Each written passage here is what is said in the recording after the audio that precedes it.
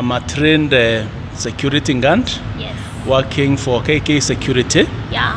And also I work as a secondary school teacher because I'm been trained as a chemistry biology teacher. Wow. The school is his name is Kwani unasahau shule? Hapana. Okay. Aha. Kidogo.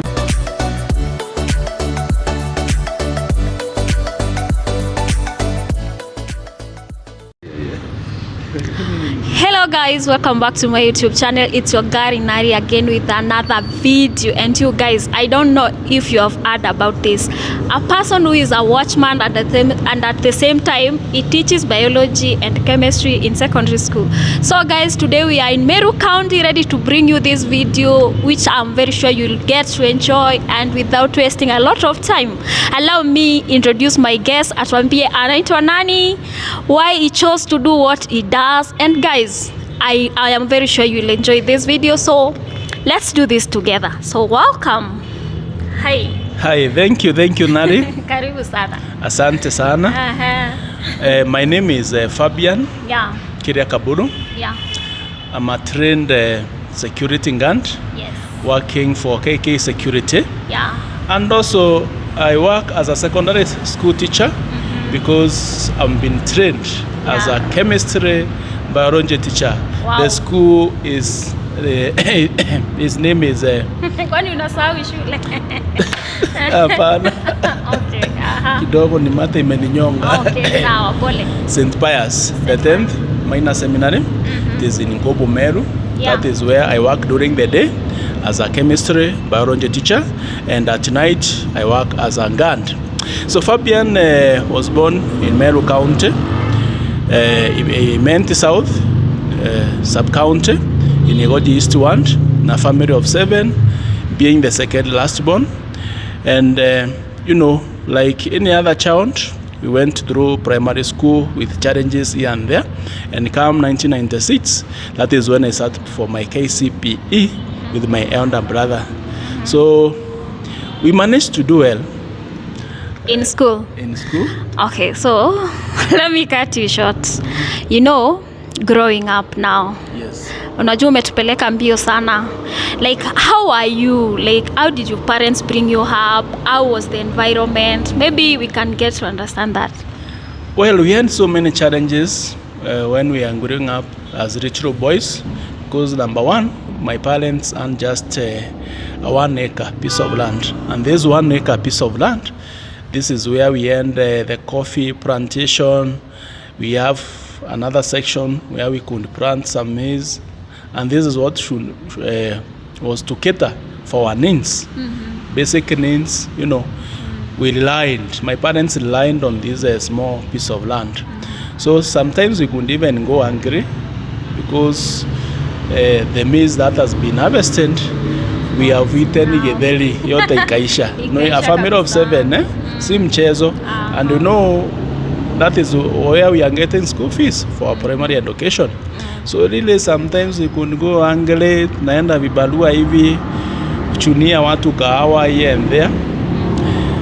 But I thank God because eventually we were able to start for our KCP. That is 1996. That's the primary certificate. Yes, that is a primary certificate. Yeah. And we did very well with my elder brother. And now it was time to join secondary school. That is 1997. Yes. And here we have no money. My parents have no money to take us to secondary school. We had only 1 cow. And this 1 cow was the only one that was milked. We could rely on getting maziwa so that we can have our tea in the morning.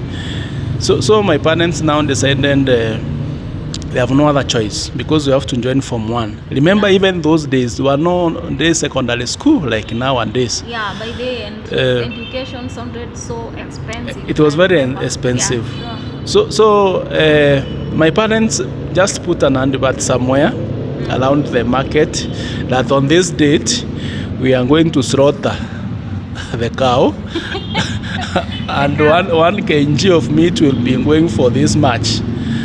Wow, the only cow you had. The only cow we had. Now they are slaughtering it to get your school fees, or? Definitely yes, so that they can get school fees. They can just get money so that they can be able to pay for school fees. And this day came, well, the cow was slaughtered. So unajua watu wa kijiji watakuja my friend, they came. Yes. Nyama during then it was like angold. I know. And now the language there is just give me 1 kg, I'll pay. So by the the money end is of not the even month. coming. It's The on money is credit. not, it is on credit. Yeah. When I sell my milk, I'll pay you. I just need 2 kgs. But fortunately enough, the cow was able to fetch around 9,000. 9K. Was it even enough? It was not enough because now remember, we are 2 joining secondary school. So fortunately enough, we are able to join secondary school in Form 1. But the first term, my parents had to pay just a little money so that by the end of the term, they can look for money and settle the fee balance. But remember, when it comes to school fees, you have to clear it. That is the policy after a certain period of time. So by the first term, I was sent home to go for the remaining balance. And now my parents do not have that money. Yes. So I could go and join them, help them in harvesting the coffee. Then sometimes I can go harvest coffee for another person. I'm paying like 50 bob in a day. And then the little money that my parents will get, and also whatever now I've gotten from bibaruas and so on, we put that money together. And then now I can go talk to the teacher. My parents go talk to the teacher, and then I get back to school. So by the time I'm going back to school, syllabus ndio hii inakimbia haraka sana. Alafu sasa si wewe peke yako, bado brother wako you are doing the same thing. The same thing. Like mko vibarua na bado mko shule. Exactly. Yeah. Yes. So I managed even to be among the top 10. In the school after KCSE. Not KCSE, but KCSE. Now I'm in Form 1, remember? KCSE, Certificate of Secondary Education. Remember, I've told you that now we have joined Form 1. Yes. And we're in the first term. Yeah. We have been sent home for you are school fees. When I go back now, you are talking about the exams. The exams the now, exams. The normal exams. Yeah. I would manage to be among the top 10. Wow. So come second term in Form 1, the story is the same. No money to pay the school fees. I go back at home. I know vibaruas here and there. I could go prune for people within the village. Could go even till the land for people, and by the end of the day, I'm paying 50 shillings. Well, after maybe 1 month, I come back to school. So let me ask you.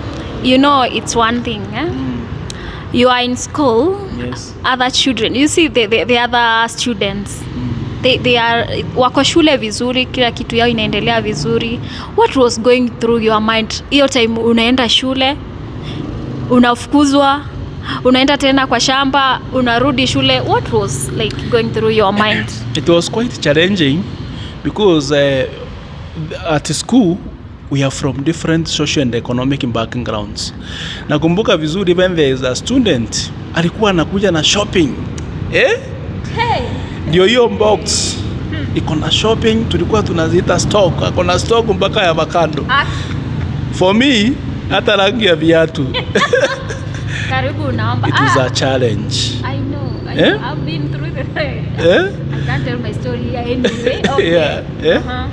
So it was really challenging to see that other students, they are going well with the education, but here I just come 1 week, the rest of the term I'm at home. It was really challenging, and I used just to say that let me continue pressing on, because my background was not that promising. Yeah. So knowing the background that I was coming from, then definitely I could still stand strong and have hope over fear. Yeah, sure. So that is what made me still continue pressing on, knowing that one day maybe things might be better. Yes. Now, second term is here. The same story. Third term, the same story. Because my brother did very well in KCPA. In fact, he was among the top 5 within Meru district. By then it was called, it was the now Meru County. By then it was Meru district, a very big one. So he was among the top candidates. So I told myself now that I'm in Form 2 and the story is the same story, having even stayed for almost 1 year at home, because I did Form 1, then the second year I skipped, then the third year joined Form 2. So I told myself, because now the story is the same, I'll have to sacrifice for my brother. My brother used to work very hard in terms of academics, and I respected that.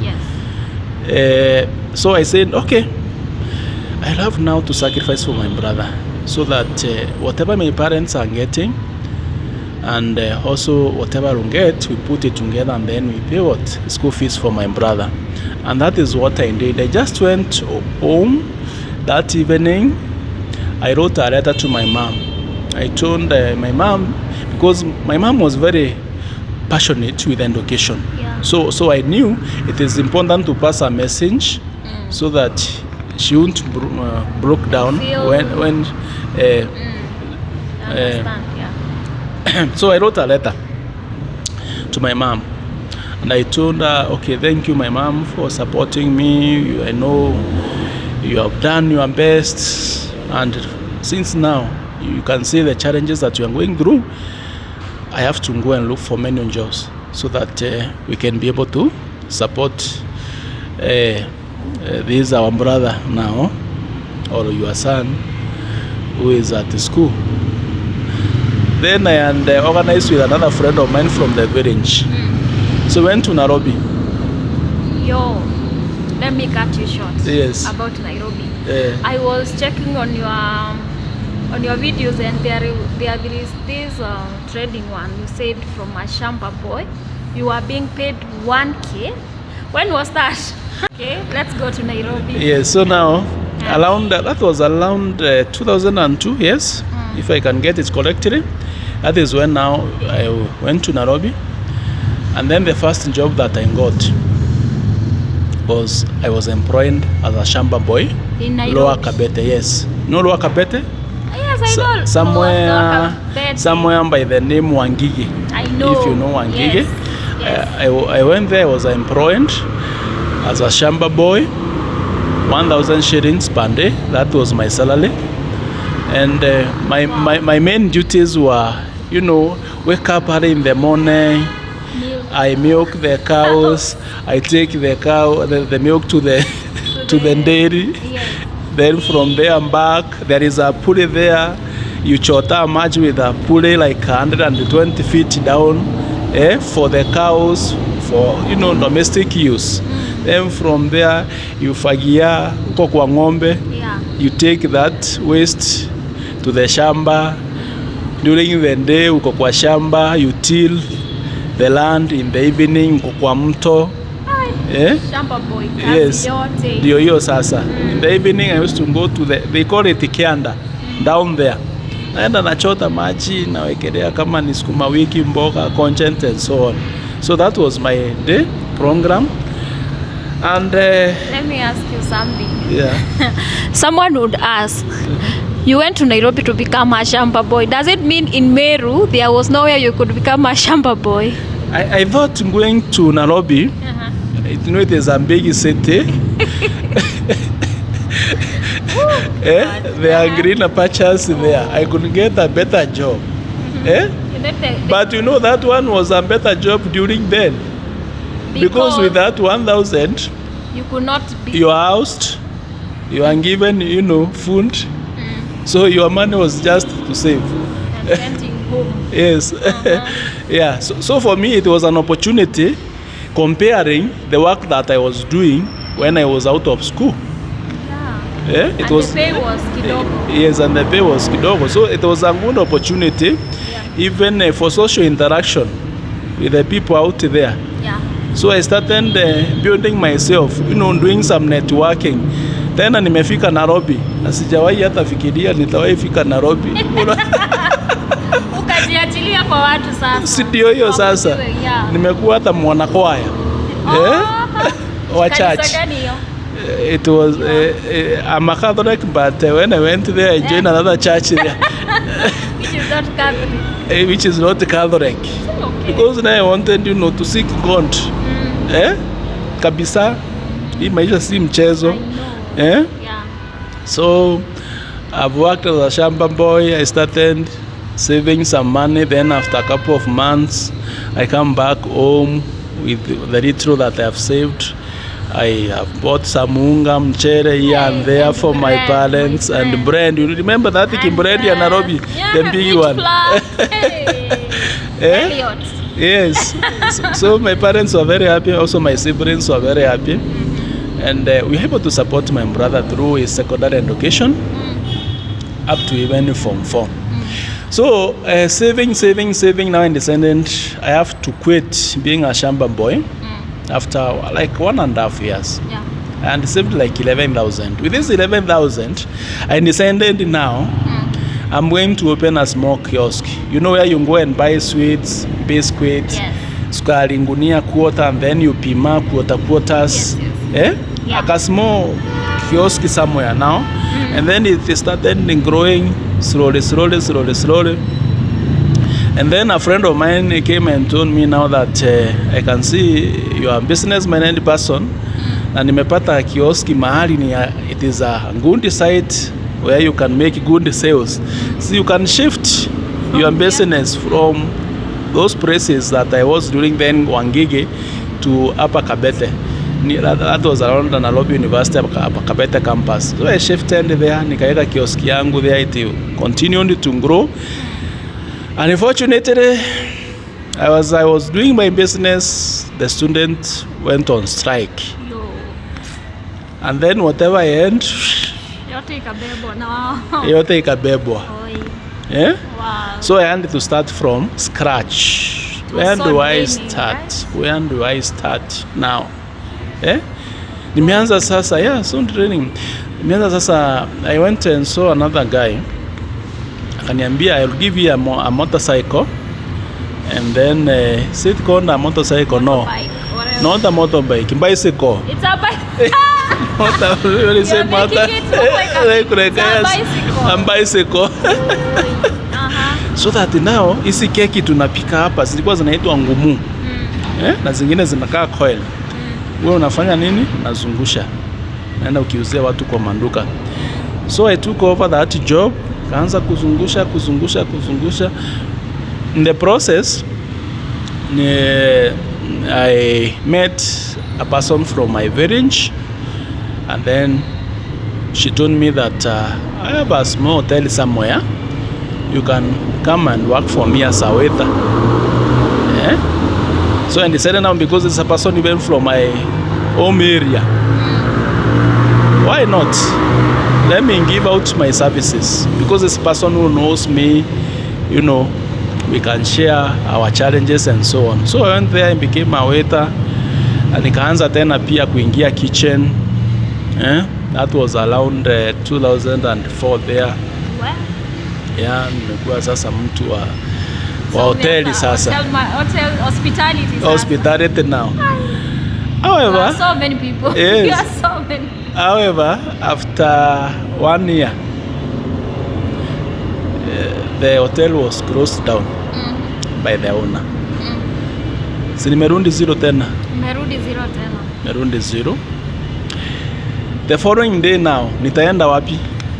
Mimi ndio hiyo nimeanza mahindi choma. In the evening somewhere. Well, nikasema I will start now mahindi choma business.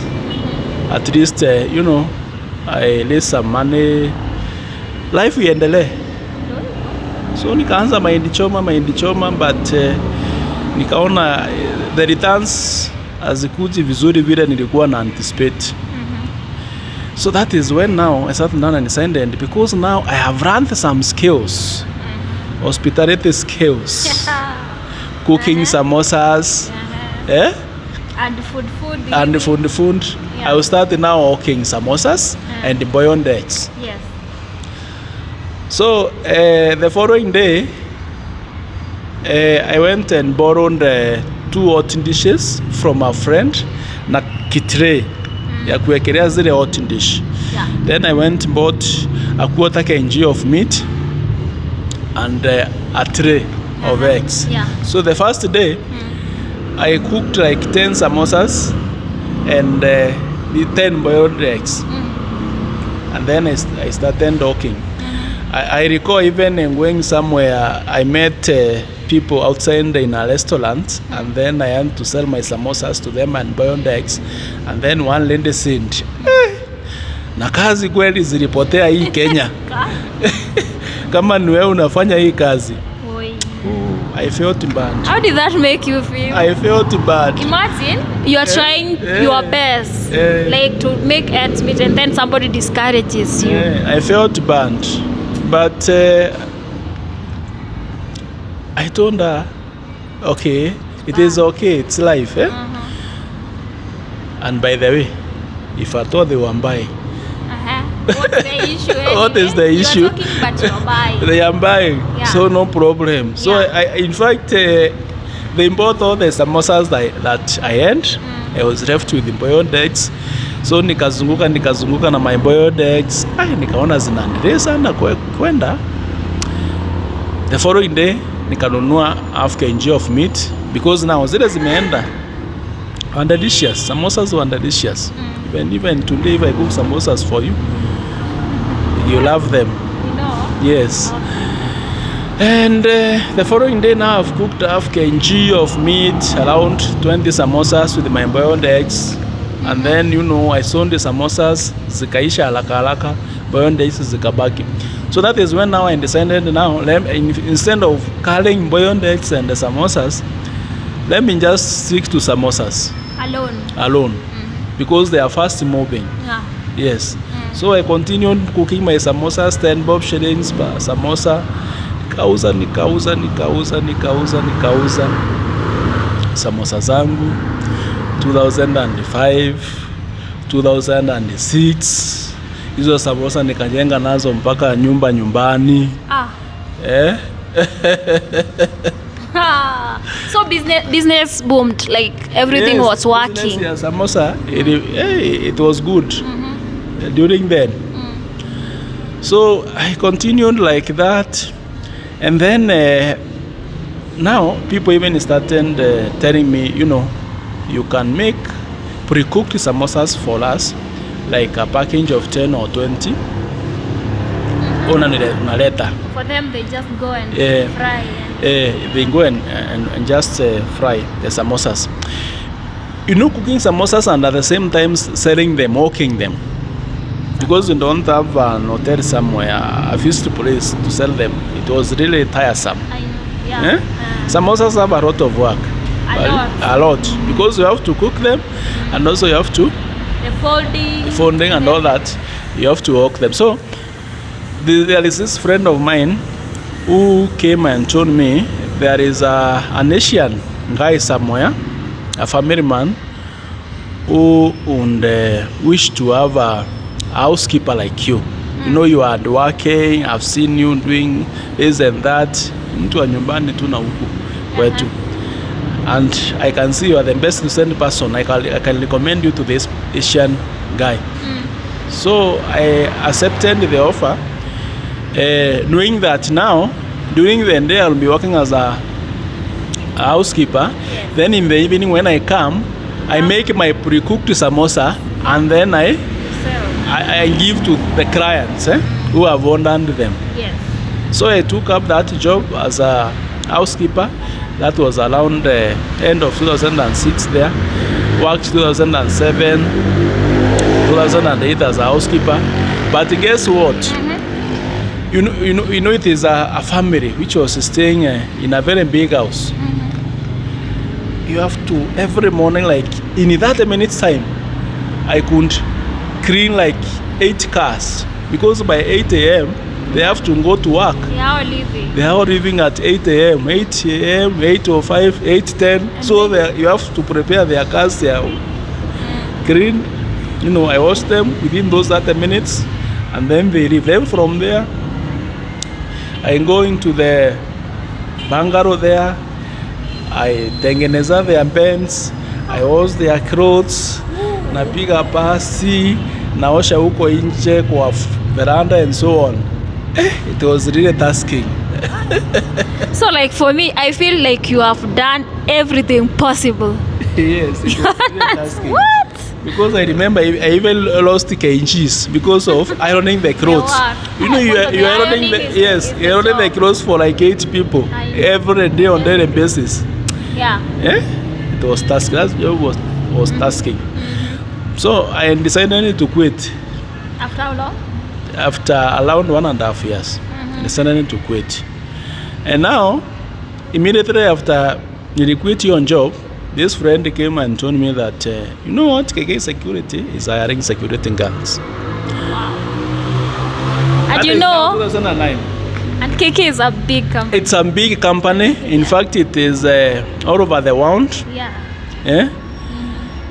The best security company in Kenya. Yeah. But I decided, okay, I'll give it a try. Why not? Why not? Well, I asked the guy, what is the qualification? Form 4 certificate. I told him it is okay. You just take me to the recruitment center. And I know I don't have it. So what happened? So I went. The first thing that they did is physical test. They are not writing about the documents? The documents, no. First of all, physical what? Test. It is an elimination process. Are you physically fit? Yes. Naruka huko kwa miti. IT iko sawa. Nakimbia, IT iko sawa. Physically strong, wewe uko sawa. Next level. Documents kwa panel. Unaenda. Unajua they don't know I don't have the documents. So unaenda kwa panel ni produce document zangu niwekelee hapo. So I met 3 officers at the panel there. I sat down, I was asked about the certificate, and then I told them, before you discover me, let me give you my story. Wow. The confidence. The charisma. Like before I tell you who I am. Yes, yeah. Before you ask me questions, let me first be open. Be open with you. So I told them the whole story and why I'm here and how and why I would love to work with this, to be part of them. And also now I had a family. You know, I had parental responsibilities. Where? Yeah? Ulioa lini? When did that happen? The time ya samosa? Hiyo time ya samosa? Nilipatana na tulipatana huko Nairobi wewe. Kwa kanisa. Mlipatana kwa church. Ile kwa time church. Ya shamba boy. Si shamba boy ya samosa sasa. Samosa ulikuwa unauza Nairobi? Yeah. I thought vile ulirudi Ushagondo ulianza kunini samosa. Kumbe ni Nairobi. Hakuna venye nimelienda Nairobi, sijarudi Ushago tena. Hiyo miaka yote. Ni just a continuation of life. Continuation from Nairobi. Yes, continuation. So, in fact, my first born son, 2006. 206. Nikiwa nauza samosa. Wakati huo nilikuwa nauza samosa. Kabla niingie sasa hiyo ya housekeeping. Yeah. Sasa niko na parental responsibilities. I'm bringing up my son, you know, as a responsible father. I need this job. Yeah. Yes. Fortunately, I was offered the job. Yes, went for training. Then from there, I was posted in Meru. That was around 2009, September there. The KK job now, the security job. The security job now. Yes. Yes. So nimekuja huku Meru, nimeanza kuwork as a security guard at night. You know, during the day sasa ni ile tu kulala. I'm doing nothing. Wow. So nikaendelea hivyo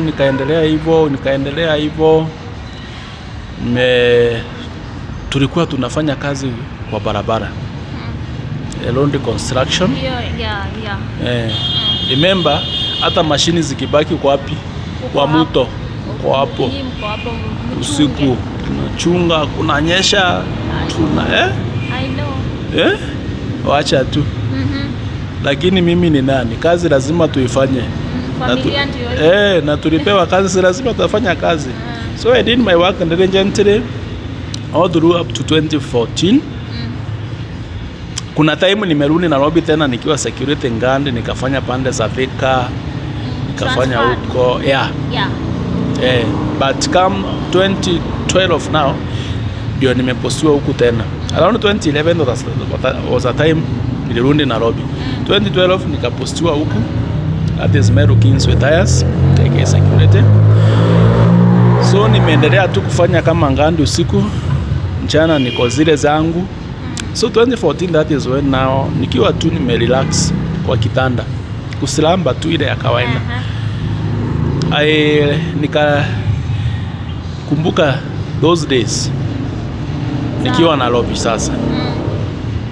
I used to go to big people that I know in Nairobi from our area. Nikienda kutafuta job. When I went to those big offices, the question was, where are your papers? Where are your papers? Si utatoka uende. Hautasema even you don't have. Unatoka tu. Unatoka tu, unaenda. Trying here and there. So, na nikaona it is God who gave me the security job. Because during the day, I'm free. You don't sleep the whole day. You can't. Even 4 hours, 3 hours, you could. So, nikasema sinaweza rudi shule. So I decided to go back to school. 2014 February. So I was told about this school. It's not a normal high school.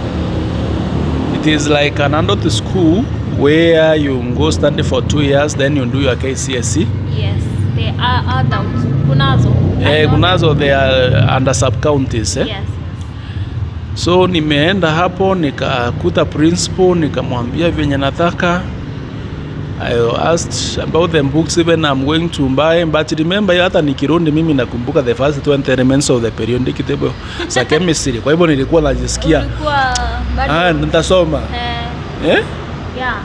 Nikasema nataka sasa, because now tuko 2014 February. I don't know how long I'm going to stay in Meru. By the end of the year, or even after 2 months, we can be transferred. Yes. Kwa sababu contract labda imekatika, ama employer ameona kupeleke mahali pengine. Anything can happen. But now I decided to take that risk. Nikasema, with these 8 months, I want to study and do KCSE. 8 months. 8 months only. Nitasoma na nifanya KCSE. Guess what? Mimi nilisoma 8 good months. Nikaruhusu even 7 kgs. I used even to transnight nikisoma. Nafanya kama ile unaitangwa rote learning. Nasoma kitu nazunguka kwa assignment. Usiku nikimemorize. What I have read. 8 months. 8 months. During the day, at night you are working. At night niko kazi. During the day niko shule. What? Na struggle. Unajua kabla ni adapt nilikuwa na struggle, naenda darasani na struggle nasikia unasikia mwalimu ameni, Fabian. You know, if there you don't even have you know these teacher students when wametoka universities wamekuja long holidays, au ndio walikuwa wanakuja kutufunza, and tumeenda pale tunasoma from 8 to 1. So after 1 week nikaenda nikaongea na principal nikamwambia hii masaa ni kidogo sana. Si tuongezee something small so that at least tusome mpaka saa 10. And principal akaona the determination that I earned, and also I met like 3 like-minded people who are on the same goals. Tukafanya discussion group yetu hapo. There you meet all caliber of people. Those people have been expelled from school because maybe you got a kid while in secondary school, ukatokea sasa unataka kurudi kufanya certificate and so on. There are those even who are employed by the government. They didn't have a certificate and they have gone there so that they can get a certificate. Others want to get a better grade so that they can improve on the career.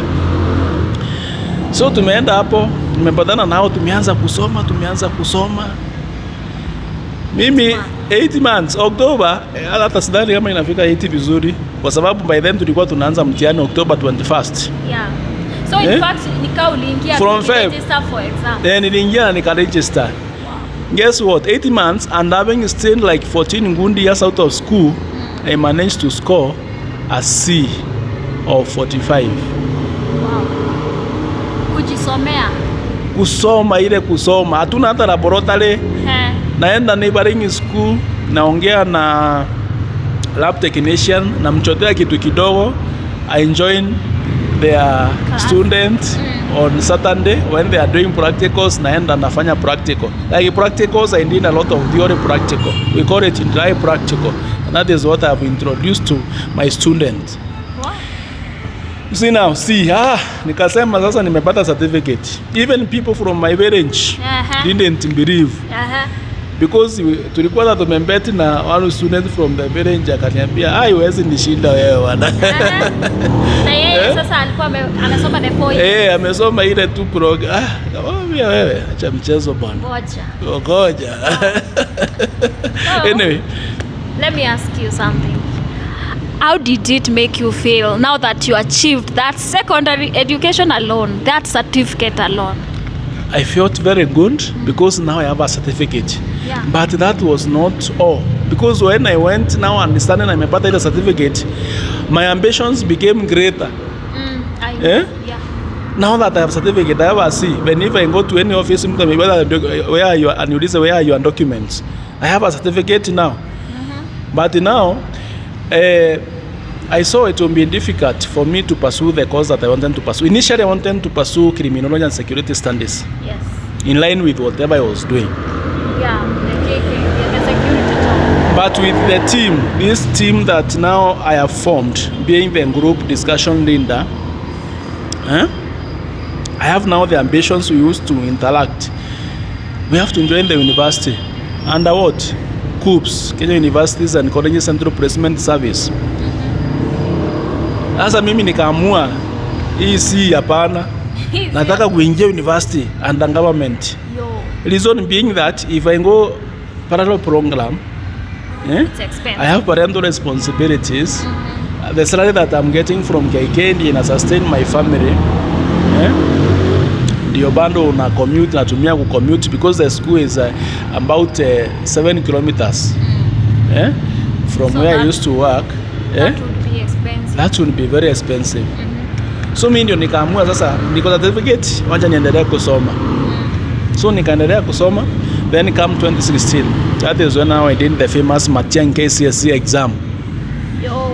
Remember that exam which and only 141 is countrywide. That is only 141 is countrywide. And the students who are qualifying to join university, C+ and above, they were around 77,000 students to 78 there. You remember that? Yes. So I was among those students with a B- of 59. Wow! So you got a B-? Yes, 59. Having done well in mathematics and sciences. What? Having done very well in maths and sciences. Yes. Wow.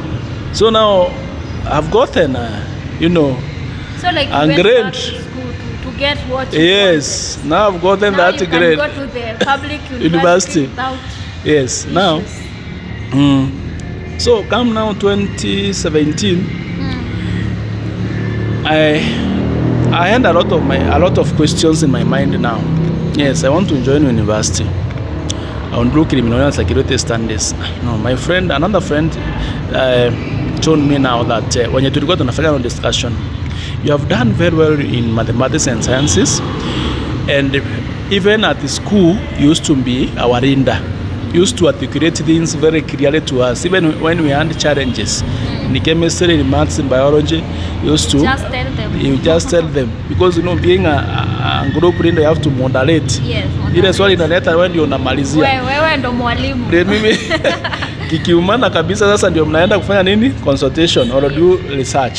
Because I remember even mimi ningefanya hesabu ilete shinda. Hesabu Ningeifanya hiyo usiku mara karibu 10. Nikakaa nafikiria, na nikienda hii njia si labda nitapata answer. Until now I'm completely exhausted all my ways. So I used to do that. So this great friend of mine told me, now you can be a very good teacher. You can be a very good teacher. Of course I can. Of course you can, because you already told. Yes. Yeah. And remember, even before I did that at 2016 in KCSE, then another neighboring school somewhere, which I'm not going to mention,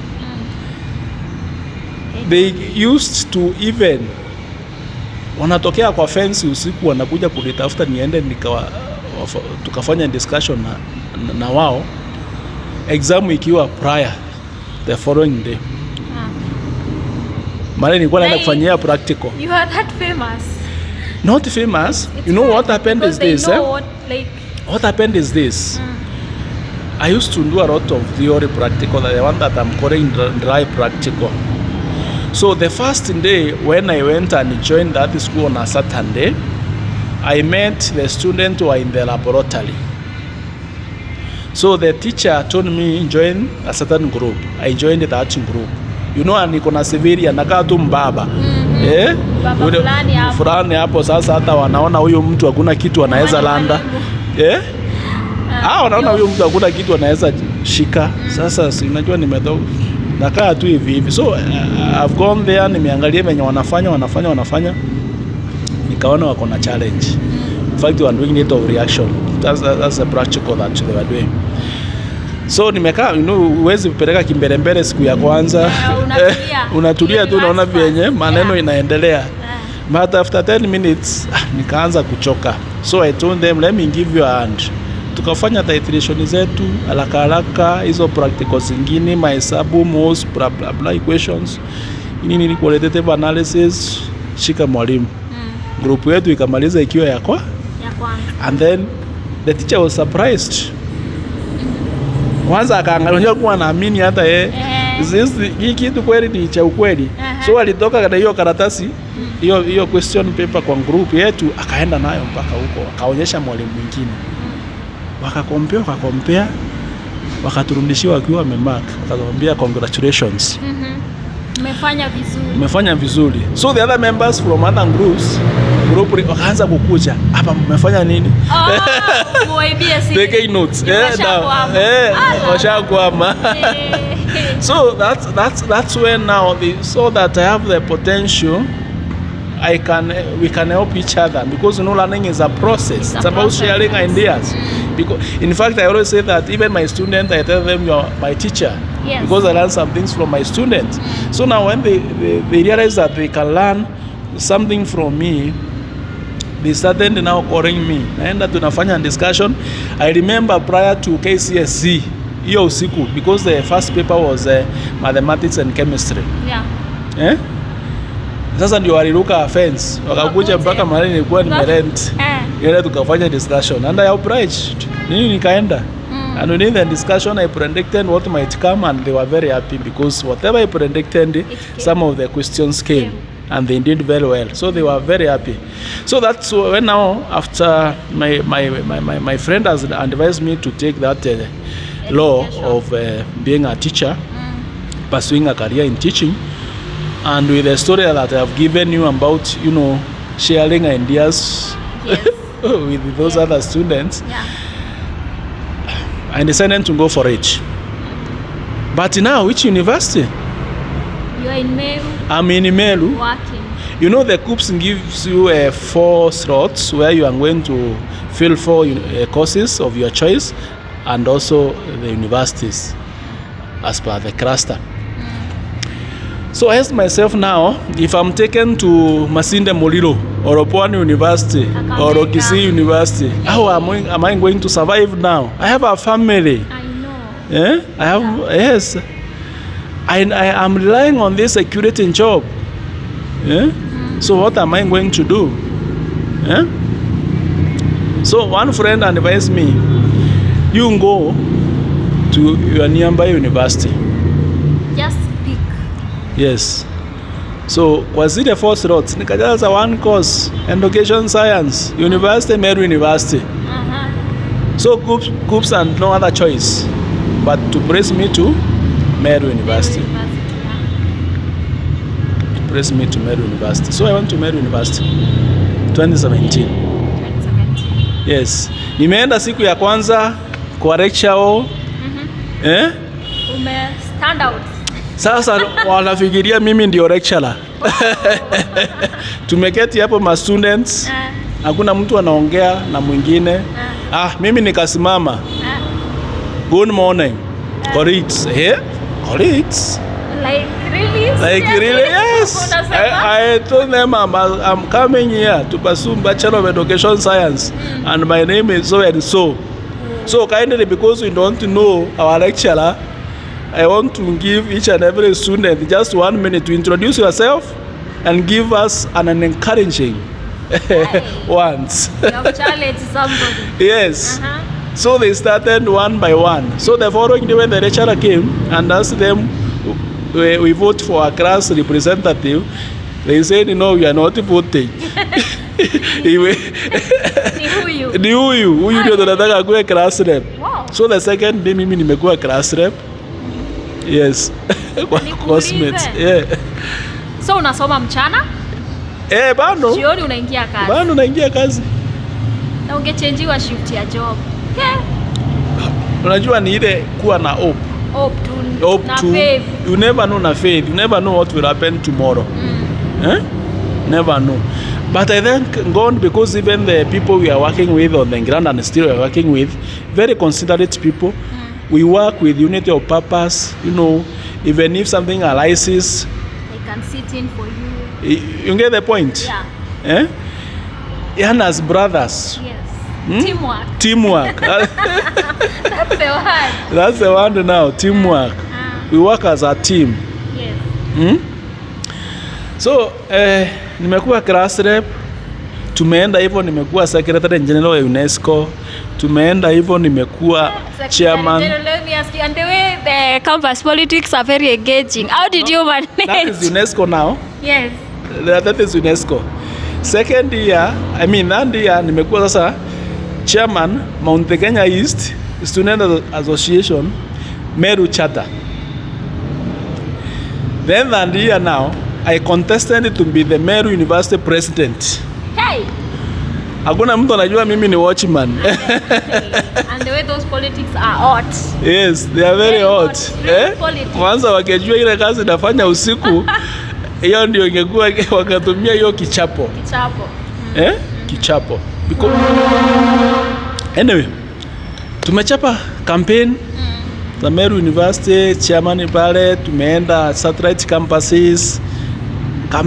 Campaign nikiitwa bazoo. Unajua hata siasa zinakuanga na propaganda. I know. Yeah, very. Wacha mchezo. So I came in second. In fact, nilishindwa na 3 votes. But at least people knew you. Yes, people knew me. Watu wakanijua vizuri. And then I learned a lot from those politics.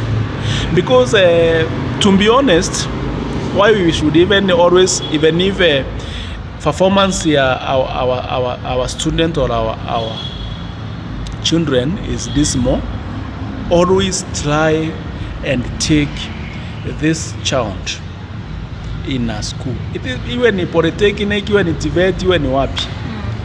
Because let me tell you, that socialization na watu, it is very important. Very important. I can tell you, before joining politics Meru University, I was a very temperamental person.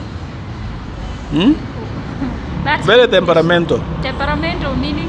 Meaning ningekasirika haraka sana ungenifanyia kitu. Hasira. Nilikuwa mtu wa hasira. Yes, I was hot tempered. Nimeingia kwa siasa, wale ma friends wangu tulikuwa tunasaidiana na wao. Mpaka kifedha, mpaka nini. Wameenda to my political nemesis. Wameniacha. Imagine, na tulikuwa tunakula sahani moja. Sindio? But by the end of the day, politics have no friends. I've contested in several places. And you But let me tell you, after politics, tulifanya handshake. Sasa nilisoma mambo mingi sana na politics. There is a lot that comes. Nilisoma because even today mimi hata ukuja uniite jina. You don't care. I don't care. Yeah. I just love it. Leave just you. Let it go. Yes. Yeah. I don't hata sionangi ikiwa kitu. Wow. Because even when sometimes because I work during the day, ningetoka huko tuseme tuko long holiday, nimekuja nimefanya kazi ya security mchana. Clients could come. Ona how they demean security guys, nakuja unaona mtu anakundemean nini. Just tatumia tu PR. Because I remember even a client came sometimes, amekuja na gari yake, manager amenipatia hiyo gari ni kupeleke kwa alignment bay. Kusikia akiona hii uniform ati ndiye iendeshe gari yake, drive gari yake. Huyu hapana, alisema gari yangu iweze drivewa na watchman. So nikamwambia it's okay mkubwa. Sawa boss. Someone by the name technician kuja Yeah. Shika hii funguo akaipeleka. So it is computerized wheel alignment. I'm the one even to operate the computer. The guy is still there. Then the son of my boss came from school. Alikuwa anasoma day school fulani. National day, not day school but alikuwa anasoma akiwa day scholar. Amekuja, Fabian, leo tumefunzwa hesabu ya probability bana. Si uniokolee, sikuelewa hiyo kitu.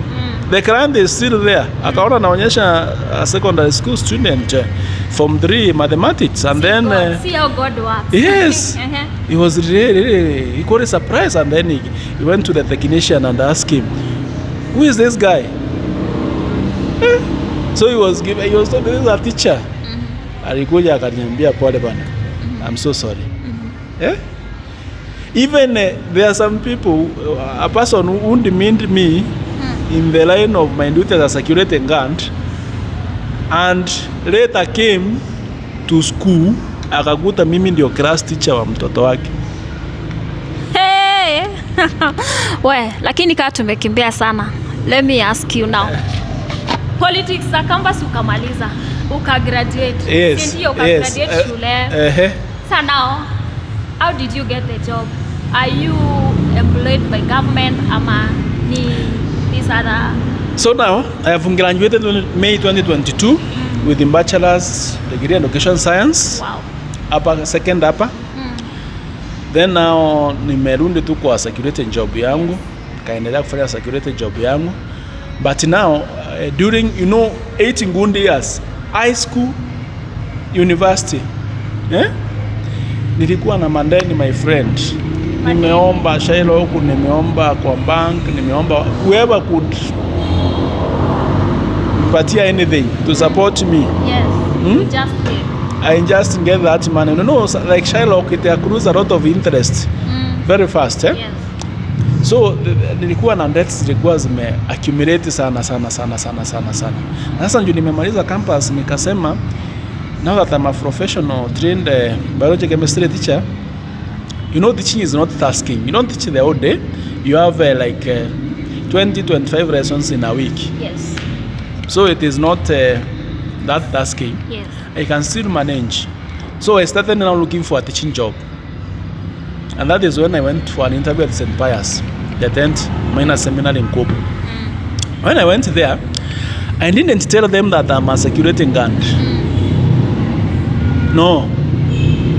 I went there with my papers. Like a normal. Yes, I went there with my what? My papers. Somebody looking for a job. I presented myself. And then I was given the job. And I can tell you the first day when I was given that job, I was given even the examination office. To enter that office as the examination officer. Ooh. So to oversee. After how long? Immediately. That day. I've gotten that job. I was given that office as an examination officer to oversee that the registration of the student is okay, to oversee that the exams are timely and done, the results are out, no exam irregularities, the parents, guardians get those results on time. Those are some of the yes. Yes. That are some of the responsibilities for that office. So did you tell them? No, I didn't tell them that I'm a security guard. I'm up to the task. Give me the job. Okay. So what happened? So I continued teaching, but now I had to liaise with the timetable. Now I'm being given that office. Uko na kasauti hata wewe pia unaweza ongea usikike. So timetable kamwambia wewe nipangie lesson zangu hivi. You can see the office that I have, this responsibility nipangie. Lessons zangu zikuwe hivi, chemistry sana inatakanga. I know that that is not the policy, but I want just to liaise to make local arrangements so that they can work the way I wished. You nipate some time to rest because I am not confined to them that I'm mangand. So mimi nimeendelea kuchapa kazi. Kuna mtu anajua mimi ni security guard. After 3 months nimepatiwa kuwa hata HOD sciences. HOD. Yes. And then you okay. Sasa mimi ndio nimekuwa pia. That's a bigger responsibility, right? Examination officer is the biggest. So it's another HOD, responsibility. it's another responsibility on top of the other one. So nimekuwa head of science department to coordinate that department. And guess what? 2022 examination, not examination, but science department after KCSE results emerged the best department. Yes, having registered the positive, having registered the positive deviation. So nimepewa hizo responsibility, nimeendelea kuchapa kazi. And then I have endeared myself to the student. You have to endear yourself to the student. They know that you have mastery of the content, and all that. So that is when now I decided to share my story. Social media. My student first. So one day I called a meeting. Najua sasa niko na examination office. Naweza hata liaise na principal mwambia nataka kukutana na wanafunzi leo wote. I have something to share. So I liaise with the office. Today I have a meeting with all the students from Form 1 to Form 4 at the hall. So nimeenda pale, tumeanza story, nimewaambia story kutoka kuzaliwa na hapo nipo. Shamba boy, samosa, mahindi choma, nini, story. Sasa wengine wamegeti kwa froni hivi. Wamesikiza story liri. And then after the story, even from first one walikuwa hapo, wakuja wakanisurround. How did you manage nini? And they wanted even to know more. Some even cried. How did that make you feel? The crying part. The cry, I reciprocated back. You started to cry. How was that? Yeah. The story was very moving. And then now, after I've told them and they have taken it positively, that is when I decided, to share my story even with the outside world. Yeah.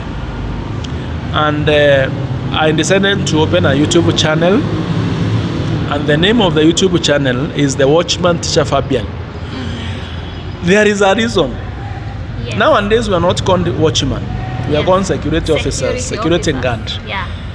But kuna hiyo kasumba watchman, hiyo njina watchman, yule ni watchman. Unajua nimesikia sana, kuna vile different and people demean those people with the uniform very much. Lakini nikasema hiyo njina hiyo the most demeaned kwa security sector.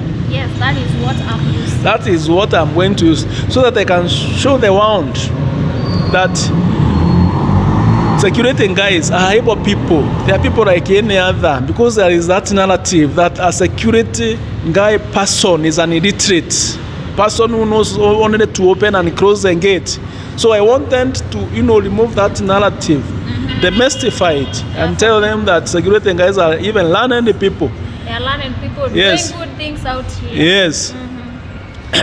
Wow. So the watchman teacher Fabian, and the first video that I uploaded there is demystifying chemistry, making it easier with the watchman teacher Fabian. And then I think that they are wearing the uniform now.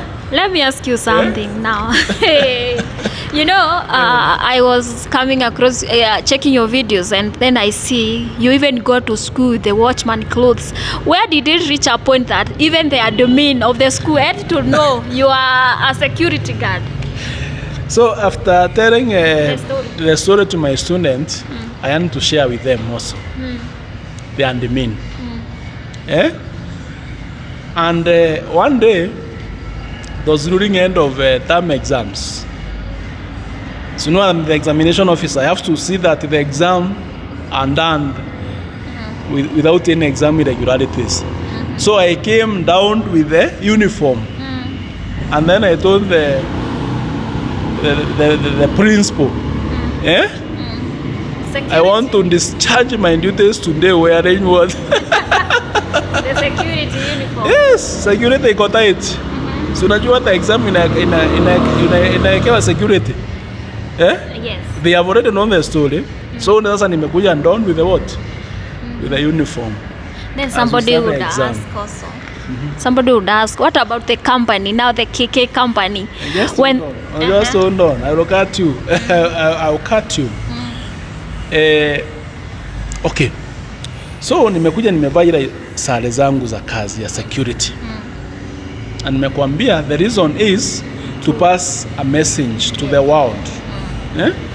That if you meet this person with the uniform, according this person the respect that this person deserves. That was the message. Then, using that one watchman also, I wanted to challenge people out there. I wanted even also to challenge my student, donning that uniform going to it at the school. I wanted to motivate. I wanted to inspire them. Because even donning the uniform and going it to class, sometimes napita pale mwanafunzi anafanya kemia, unajua like I'm joking, nafanya ile on a lighter note, na wewe sasa kama watchman anajua hii kitu kucalculate na wewe nini na kushinda hapa. You see now? Yeah. Take it easy. You see now? There is I feel like it's nothing. Yeah, it's nothing. It's nothing. So, donning the uniform, lengo yangu ilikuwa hiyo. Out there also, my company, KK Security. I'm out there to show that KK Security has people who are learned, has people who can offer good services to the society. The work that I do there at the school, not only teaching, it is just to spread love to students. I'm mentoring them. I'm showing them humanity, sharing with them, sitting down, having food together. You see, doing comics together, laughing together. Yeah. I'm mounting them so that when they get out of school, they will be better people in the society. They reciprocate whatever they have learned from school to other people out there in the what? The society. Yeah. Yes. So it's a way of passing some message wearing that uniform, KK. And because even our motto as a KK Security is service with integrity. So I don't always wear uniform when I'm teaching, but sometimes when I want to pass a certain message, I do wear. When I want to pass a certain message, I do wear the uniform so that that message can reach many people out there. Yeah. Yes. So now, continue. I feel you're not finished. yeah. So now, I'm there as a security guard, as a chemistry teacher, examination officer, H&D sciences, and class teacher from 4. So now let me ask my question. Now, after you've decided to share this with the world, there and then there is this poster. So it went viral. Even tuco.co.ke posted you. How did that make you feel as a person? Even when we went through the comments, the people were giving down the posts. How did that make you feel? I felt good because I realized that my story is reaching many people. And there are many people who do not know my story looking at the comments. You know, always when you come to public limelight, there are always the positive side of it and the negative side of it. I don't concentrate on the negative side of it because I know even that person who is commenting on the negative side of it does not know my story. Also, because if you know my story, I can tell you certainly, if people know my story from scratch, 98% will be positive comments. But those who do not know my story will see that they are commenting on negative way.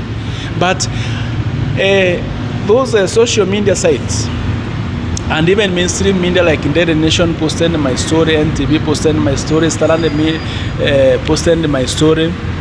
Also, I'm anticipating Citizen TV will post my story very soon. Rain Ngugi posted me some days back. I'm anticipating also she's going to upload my story. So it's a way of reaching to many people across the world. Is motivating them. First of all, even challenging them. Yeah? Because you know, there is that person mwenye tu akigongwa tu kidogo atakuke kidogo amekwisha roho, and then you are like, my God, hii ni kitu kidogo. But them with something big. So it's a challenge that I'm posting that, you know, out there. Also a story to motivate and inspire that everything is possible. Remember those ones that were sent by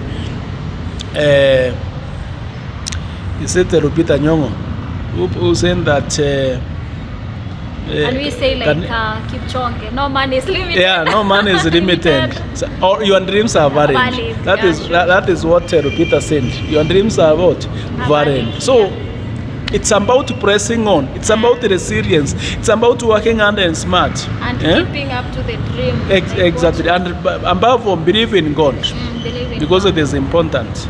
Because it's the one who has sustained us up to this moment. And that's why we should always believe in God and thank Him. And then, now that you are out there, of course, I know there are these, the obvious asked questions like, how do you manage this job? When do you sleep? Like, there are those, the obvious questions. Just tell us about the obvious questions, the most asked questions. They are, yes, very obvious questions. And some people say that one sector might be suffering, which is not the case. And let me tell you one thing. For 8 good years, I've been able to stand. Standing is more tasking than even working as a teacher. Yes.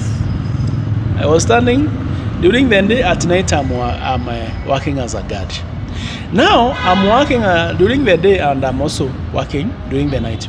I can attest to that, having worked as a guard in only this assignment for 12 good years, it is a testament that I've delivered. Yes. Because if I'm not delivered right now, the client would be up in arms. That this person is not doing MBCD. Then come to the teaching duties.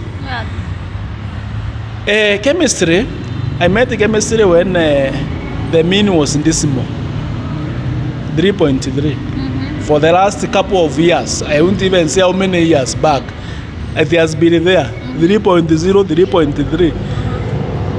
I have come, the tables have turned from 3.3 to 5.3. And remember, I told you, science department being the best. Sasa ni wapi have not delivered? Maybe wanasema pale kwa familia. Maybe wanasema unaangusha pale kwa family. Okay, to be honest, I will tell you. Yes. Labda hiyo sector ndio ilianguka kidogo. Naweza sema hivyo. And I will take the blame, full responsibility. Yeah.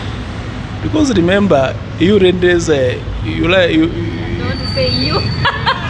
Just mnapenda attention sana. Yeah, Attention, which is important. Na sasa hiyo miaka ya masomo especially with somebody who is not understanding what are you trying to... No, don't use even those ones. No, yeah. I wouldn't say not understanding. But you know, kila mtu anakuanga na principles zake and in goals. Because you unataka maybe kesho tukue mahali fulani. Na mimi naangalia si kesho ni 2032. Yes. Like the way politicians do. Unajua politicians unaweza jaribu mara karibu 10. Yes. Anasema 20, anaanza kumbiundi saa hii. Even when it comes to planting, you have to prepare shamba nini mambo. Politician anaanza saa hii kuchipanga kwenda kwa mikutano akijua 2027 I will contest to be the member of parliament of a certain constituency. So mimi naangalia huko mbele mahali nitakuwa nimefika this time. And if I don't have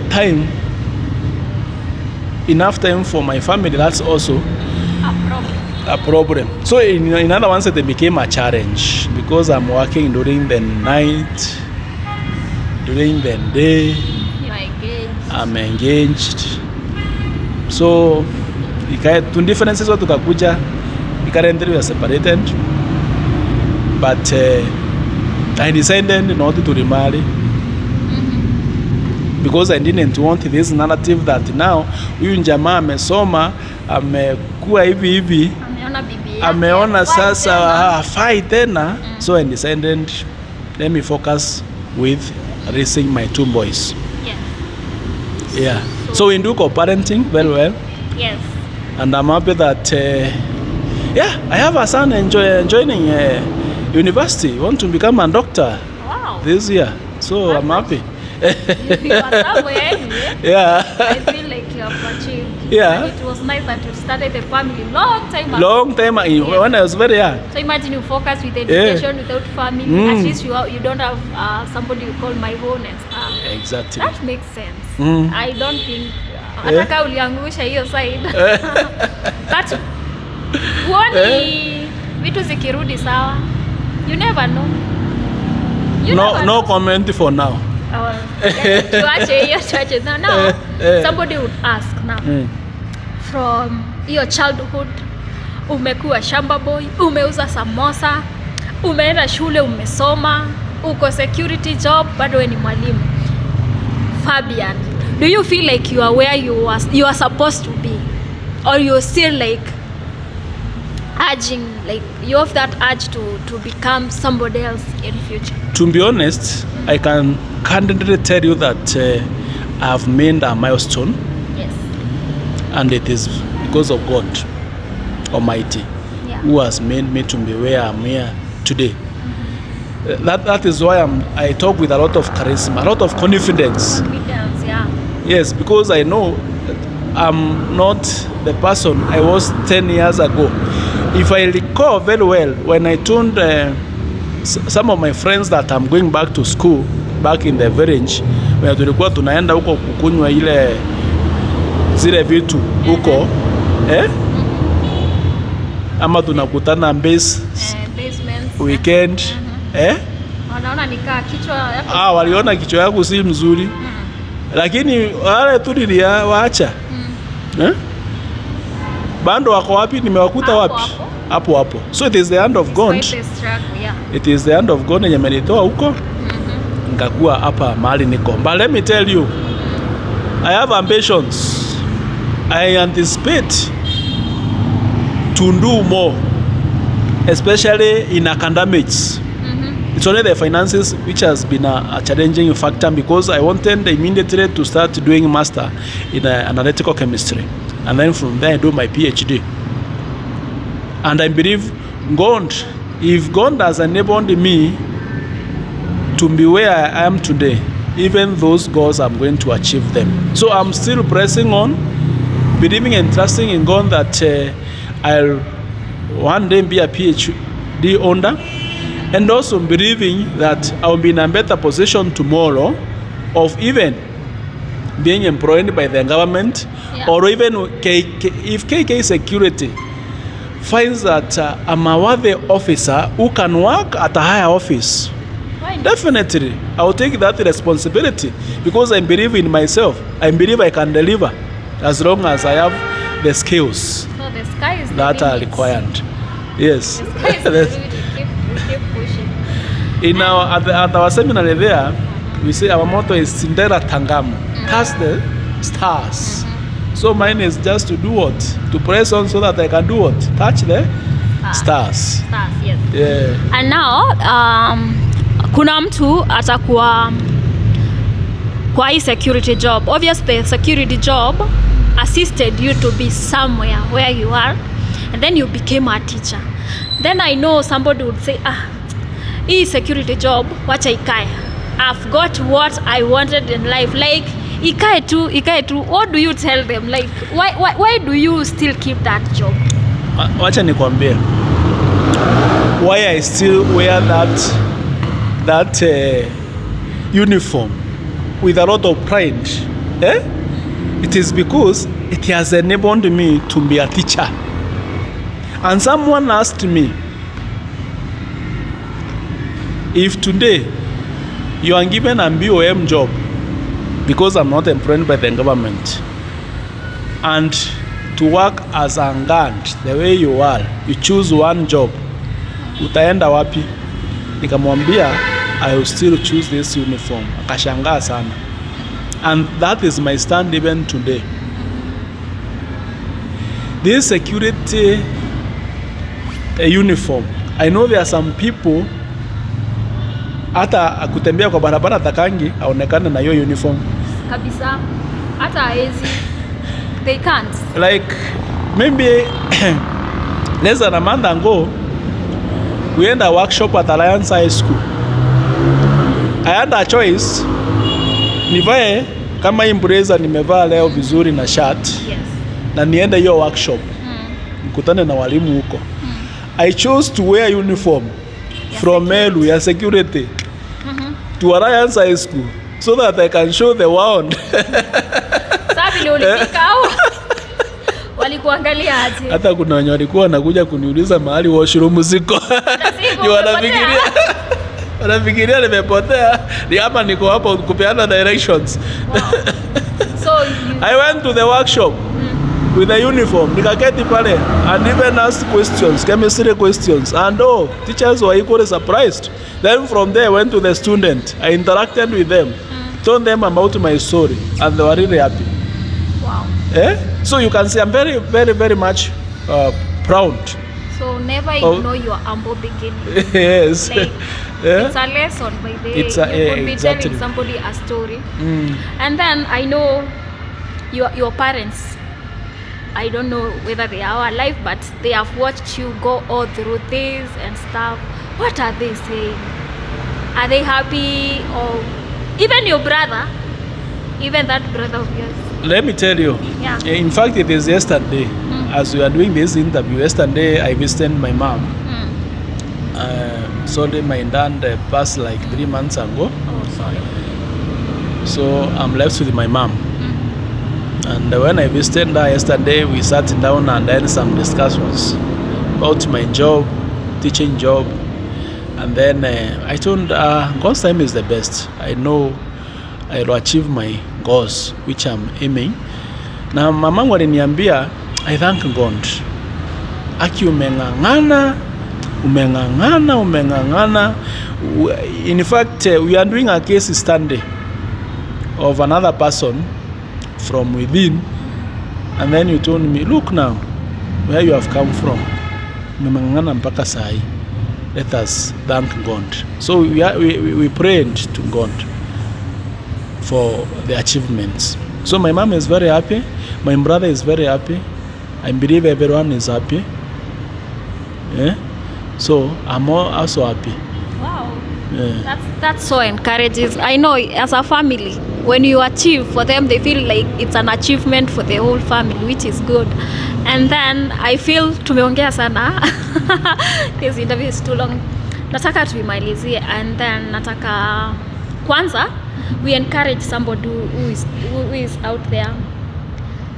He is being raised in a family like yours. Hiyo kitambo. Kuna huyo wa kuresiwa, kuna mwingine ana matumaini. Ndio amepata the security job that you got. Ajaienda secondary school, ako hapo tu. Kuna mwingine ni shamba boy na bado ako na dream. I just want you to talk to those people, like just tell them something. Let me tell them point blank what I believe. I always believe this. When you're out of your mother's stomach, if you allow me use that language, It's okay. you are on your own. You are on your own. It is up to you to press on with life, try and overcome the challenges that will be on your way, because challenges will always be there irrespective of social and economic status in the society. Hata huyo unaona akiwa billionaire ako na challenges zake mingi sana. Sasa wewe mwenye labda huna kakitu, hata wewe ndio labda mzuri kumuliko, lakini ni vizuri pia kuwa na kakitu.